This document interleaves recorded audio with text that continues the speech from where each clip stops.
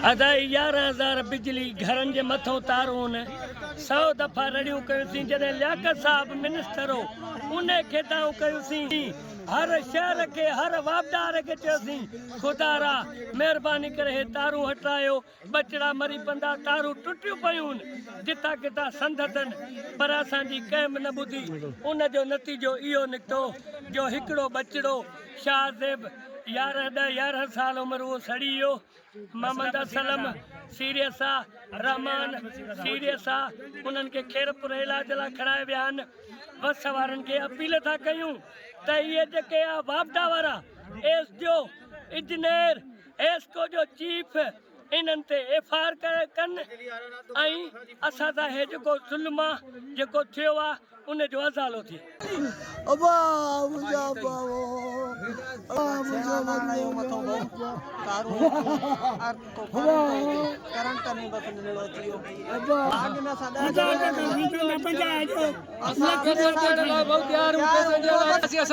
पैसा चया बि हुआसीं 50,000 पर पोइ असांखे तारूं मटकी न मिलियूं न असांखे।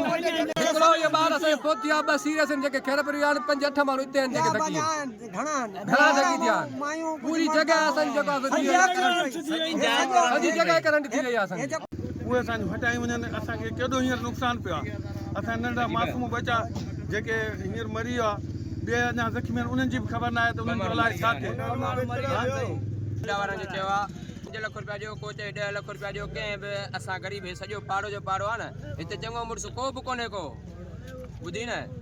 इन करे जेको आहे सो वॾो मसइलो लॻो पियो आहे। हाणे महिल 2 माण्हू मरी विया आहिनि, 2 ज़ख़्मी आहिनि। पोइ ख़बर न आहे त उहे भला बचनि। असां FIR कराईंदासीं जिन जिन ते FIR थी केरु ॿुधे असां उन्हनि ते FIR कराईंदासीं। भली चङो मुड़ुसु आहे ॻोठ जो जेके ज़िमेवार आहिनि असांजा असां सभिनी ते FIR कराईंदासीं। जेके ॻोठ में